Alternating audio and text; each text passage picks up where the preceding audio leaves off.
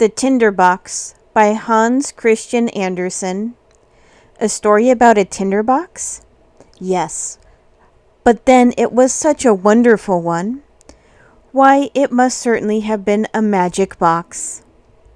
It belonged to an old witch, this tinderbox, but it had been left right down inside a tree by the ugly old witch's grandmother. But get it again she must, for she knew it really was a magic tinderbox. But how could she get it? Ah, here was her chance. Tramp, tramp, right, left. She heard the steps come nearer and nearer. She looked. There was a soldier coming along, tramp, tramp. She could see him now, with a knapsack on his back and his sword at his side.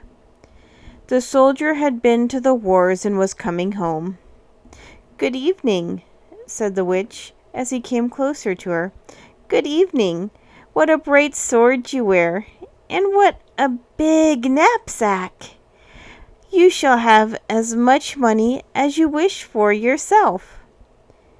"Thank you, old witch," said the soldier, but he did not tell her that she did not look as though she had much money to spare. He was too wise to say anything but, "Thank you, old witch." "Do you see that big tree?" she said, and she pointed to one that stood close by the wayside. "It is hollow inside.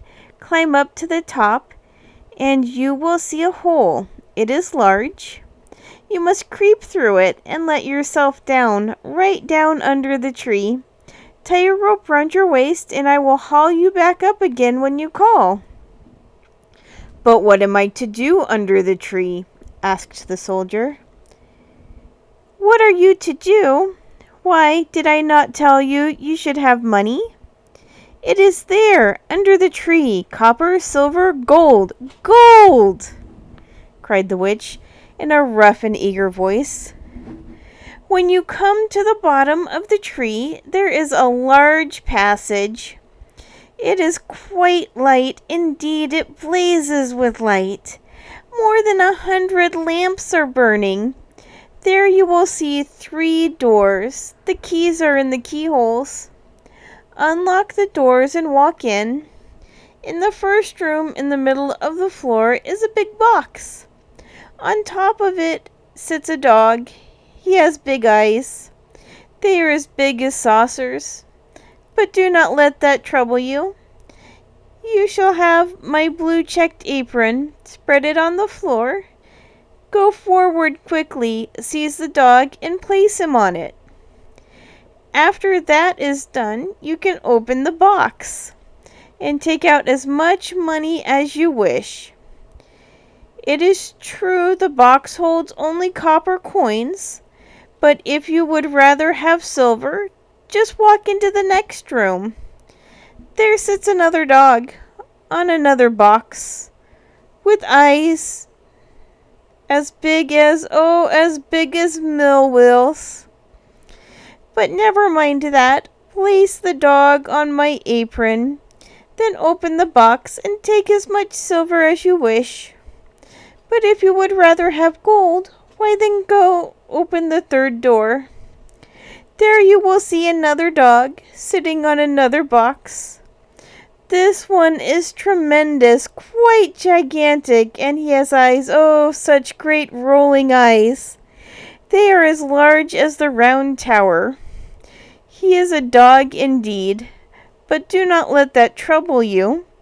Place him on my blue checked apron, and he will not hurt you. Then take gold, as much gold as ever you wish." "Splendid," said the soldier. You see, he had been to the wars and was a brave man. "Splendid! But what am I to give you, old witch? You will wish something, I'm quite certain of that." "No," said the witch, "I do not wish one single coin. But I do wish my old tinderbox. My grandmother left it behind her the last time she went down the tree." "Well, tie the rope round my waist," said the soldier. "Here it is. said the witch. "And here is my blue checked apron. It is very important." Up the tree climbed the soldier. Into the tree he crept, through the hole at the top, and down the hollow inside he slipped. And there he was in a wide passage, lighted as the witch had said by 100 burning lamps. The soldier unlocked the first door he saw. There sat the dog with eyes as big as saucers, staring at him in great surprise. "I must obey my orders," thought the soldier. He placed the witch's apron on the floor, seized the dog gravely, and placed him upon the apron. Then he opened the box. It was full of copper coins. He crammed as many as he could into his pockets, shut the lid, placed the dog again on the box, and passed on to the second door. He unlocked it. Yes! There sat another dog on another box, with great eyes as big as mill wheels. "If you stare at me so hard, you will hurt your eyes," said the soldier, and thought what a joke he had made. Then he seized the dog, placed it on the witch's apron, and raised the lid of the second box. Silver! Every coin was silver. The soldier threw away all his copper coins in a great hurry. He must have silver. He stuffed his pockets and his knapsack with the silver coins and clapped his hands. He was rich now. On he went to the third room. He unlocked it. There indeed was another box and another dog, and oh, horrible! The soldier almost shut his eyes. The dog had eyes, great big rolling eyes, eyes as large as the round tower, and they would not keep still. No, round and round they rolled. But the soldier was brave. He had been to the wars. "Good evening," he said, and he lifted his hat respectfully, for never before in all his life had he seen so big, so enormous a creature. Then he walked straight up to the dog. Could he lift him? Yes, he took the immense animal in his arms, set him on the witch's apron, and opened the third box. Gold! It was full of gold. He would be able to buy the whole town, and all the sugar plums, and all the tin soldiers, and all the rocking horses and whips in the world. The soldier was delighted. He threw away his silver money. Silver? He did not want silver. Here was gold. Gold! He filled his pockets and his knapsack, but he could not bear to stop there. No, he crammed his cap and his boots so full that he could hardly walk. He was really rich at last. He shut the lid, placed the dog again on the box, and went out of the room along the passage. Then he shouted up the tree, "Hello, old witch, haul me up again." "Have you got the tinder-box?" said the witch. "Oh, that I had quite forgotten," answered the soldier, and back he went to fetch it. When he came back, the witch took the rope and hauled, till there was the soldier once more, safe on the high road, just as he was before, only now he was rich, so rich that he had become very bold. He had gold in his pockets, gold in his knapsack, gold in his cap, gold in his boots. "What are you going to do with the tinder-box? Just tell me that," said the soldier. "That's no business of yours," said the witch. "You have the gold, give me the tinder-box." "Rubbish," said the soldier. He had grown rude as well as rich, you see. "Rubbish! Take your choice. Tell me at once what you mean to do with the tinder-box, or I will draw my sword and cut off your head." "I won't tell you!" screamed the witch. The soldier cut off her head, and the poor witch lay there dead. But the soldier did not stay to look at her. In a great hurry he took all his gold and tied it up in the blue checked apron. He slung it across his shoulders, put the tinder-box in his pocket, and marched off to town. How grand he felt! What heaps of gold he had in his bundle! When the soldier reached the town, he walked straight to the finest hotel and asked for the best rooms. and for dinner he ordered all his favorite puddings and fruits. The servant who cleaned his boots tossed her head.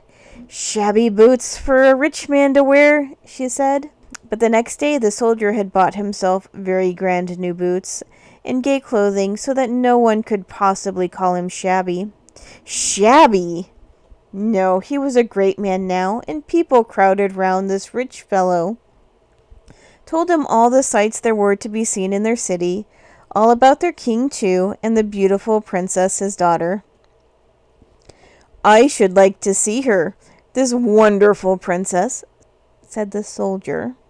"But you cannot see her," they told him. "She lives, the beautiful princess, in a great copper castle, with walls and towers all round. Only the king visits her there, for it was once foretold that she would marry a common soldier, and that our king does not wish." "I must see her once, just once," thought the soldier. But how was he going to find the way into the castle? That was the question. Meanwhile he led a merry life. He drove about in the king's park. He went to the theater. He gave money to the poor because he remembered how miserable it was to have no money in his own pocket. The soldier was always gaily dressed now. He had a great many friends who said he was a real gentleman, and that pleased him very much. And so went on day after day, spending money and giving money, but getting none, till at last the gold came to an end. He had only 2 copper coins left. He was only a poor soldier once more. Leaving the grand hotel, he went to live in a small room. He found a tiny attic just under a roof, up, oh, so many stairs. He lived there mending his own clothes, brushing his own boots. He had no visitors, for his grand friends would not take the trouble to walk up so many stairs to his little attic. Hungry? Yes, he was hungry too. And as he had no money to buy even a farthing candle, he had to sit alone in the dark. One evening he suddenly thought of the witch's tinder-box. Surely in it there were matches. The soldier opened it eagerly. Yes, there lay matches. He seized one and struck it on the tinder-box. No sooner had he done this than the door burst suddenly open, and there staring at him stood the dog with the eyes as big as saucers. "What does my master command?" asked the dog. "No wonder the old witch wished the tinder-box for her very own," thought the soldier. Aloud he said to the dog, "Fetch me some money," and the dog instantly vanished to do his master's bidding. He was back in a moment, and lo, in his mouth was a big bag full of pennies. "Why, this is a magic box," said the soldier. "I have a treasure indeed." And so he had, for listen, strike the box once, the dog with the eyes large as saucers appeared. Strike it twice, and the dog with the eyes as big as mill wheels appeared. Strike it thrice, and there appeared the monster dog with the eyes that rolled round and were as large as the round tower itself. All 3 dogs did the soldier's bidding. Now the soldier could have gold again, gold as much as ever he wished. He moved once more to the grand rooms in the fine hotel. He had gay clothes again, and now, strangely enough, all his friends came to see him and liked him as much as ever. One evening the soldier's thoughts wandered away to the beautiful princess. The beautiful princess who was shut up so safely in the great copper palace. "It is ridiculous that no one sees the princess," thought the soldier. "I want to see her, and I shall." He pulled out his tinder-box, struck a light, and lo, there stood the dog with his eyes as large as saucers. "It is the middle of the night," said the soldier, "but I must see the princess, if it is only for a moment." The dog bounded out of the door, and before the soldier had time to wonder what he would do or say if the beautiful princess really appeared. There she was. Yes, there she was, fast asleep on the dog's back. She was beautiful, so beautiful that the soldier was quite sure that she was a real princess. He stooped and kissed her hand. She was so beautiful he could not help it. Then off ran the dog, back to the copper palace with the princess. I had such a strange dream last night, the princess told the king and queen at breakfast next morning. I dreamed that an enormous dog came and carried me off to a soldier, and the soldier kissed my hand. It was a strange dream, she murmured. The princess must not be left alone tonight, said the queen. She may be frightened if she dreams again. And she told an old dame who lived at court to sit in the princess's room at night. But what would the queen have said if she had known that what the princess told them was no dream, but something that really and truly happened?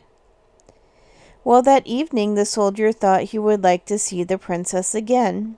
He struck a light, and there stood one of his obedient dogs. Bring the princess, ordered the soldier, and the dog vanished to do his master's will. The old dame sat beside the princess's bed. She had heard all about the princess's dream. Was she dreaming herself now? She wondered. She pinched herself. No, she was wide awake, yet she saw a dog, a real dog with eyes as large as saucers, in front of her. The dog seized the princess and ran off. But although he ran very quickly, the old dame found time to put on her goloshes before she followed. How she panted along, how she ran, the faithful old dame! She was just in time to see the princess on the dog's back disappear into a large house. I shall mark the house so that I may know it in the morning, she thought, and she took a piece of white chalk and made a great white cross on the door. Then she walked home and slept. Soon afterwards the dog carried the princess back to the copper palace, and noticed the great white cross on the door of the hotel where his master lived. And what do you think he did? Oh, he was a wise dog. He took a piece of chalk and he put a great white cross on every door in the town. Early next morning the king and queen and all the lords and ladies of the court were astir. They had heard the old dame's story and were going to see the house with the great white cross. They had scarcely started when the king's eyes fell on a great white cross. Here it is, cried the king eagerly. What nonsense you talk, my dear. Here it is, said the queen, for almost at the same moment she too had seen a door with a great white cross. Then all the lords and ladies cried, it is here, as one after another they saw doors marked with great white crosses. The hubbub was terrible, and the poor old dame was quite bewildered. How could she tell which door she had marked? It was quite useless. The dog had perplexed everybody, and they went back to the copper palace knowing no more than when they had left it. But the queen was a clever woman. She could do more than just sit very properly on a throne. The same evening she took her big gold scissors and cut up a large piece of silk into small pieces. These she sewed together into a pretty little bag. Then she filled the bag with the finest grains of wheat. With her own hand she tied the bag round the princess's waist, after which she took her gold scissors again and cut a tiny hole in the bag, a hole just big enough to let the grains of wheat drop out whenever the princess moved. That night the dog came again and carried the princess off to the soldier. And the soldier wished he were a prince, for then he would marry this beautiful princess. Now, although the dog had very big eyes as large as saucers, he did not notice the tiny grains of wheat as they dropped out all along the road from the palace to the soldier's window. Under the window, the dog stopped and climbed up the wall with the princess into the soldier's room. The next morning, the king and queen followed the little grains of wheat and very easily found out where the princess had been. Then the soldier was seized and put into prison. Oh, how dark and tiresome it was! But it was worse than that. One day when they told him he was to be hanged. Hanged tomorrow, they told him. What a fright the soldier was in, and worst of all, he had left his tinder-box at the hotel. Morning came. Through the narrow bars of his little window, the soldier could see the people all hurrying up out of town. They were going to see him hanged. He heard the drums, he saw the soldiers marching along. He wished he were marching with them. Alas, alas, that could never be now. A little shoemaker's apprentice with a leather apron came running along. He was in such a hurry that he lost one of his slippers. It fell close under the soldier's window as he sat peering out through the narrow bars. The soldier called to the boy, "There's no hurry, for I am still here. Nothing will happen till I go. I will give you 2 pence if you will run to the house where I used to live and fetch me my tinder-box. You must run all the way." The shoemaker's boy thought he would like to earn 2 pence, and off he raced to bring the tinder-box. He found it. A useless little box, he said to himself, but he raced back with it to the soldier, and then what do you think happened? Outside the town, the scaffold had been raised. The soldiers were drawn up round it, as well as a crowd of people. The king and queen were there too, seated on a magnificent throne exactly opposite the judges and counselors. The rope was being put round the soldier's neck when he turned to the king and queen and earnestly entreated one last favor, only to be allowed to smoke 1 pipe of tobacco.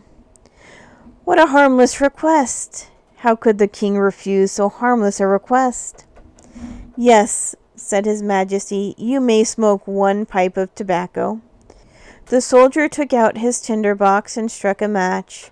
Once, twice, thrice, and lo, there before him stood 3 enormous dogs waiting his command. "Help me!" shouted the soldier. "Do not let me be hanged!" At once the 3 terrible dogs rushed at the judges and counselors, tossed them high into the air so that as they fell they were broken into pieces. The king began to speak. Perhaps he was going to forgive the soldier, but no one knows what he was going to say, for the biggest dog gave him no time to finish his sentence. He rushed at the king and queen, flung them high into the air so that when they fell down, they too were broken all to pieces.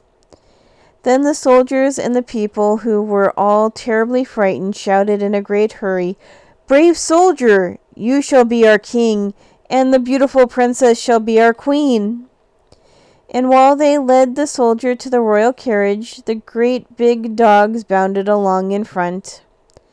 Little boys whistled gaily, and the guards presented arms. Then the princess was sent for and made the queen, which she liked much better than living shut up in a copper palace. And the wedding feast lasted for 8 whole days, and the 3 monster wizard dogs sat at the table staring around them with all their eyes.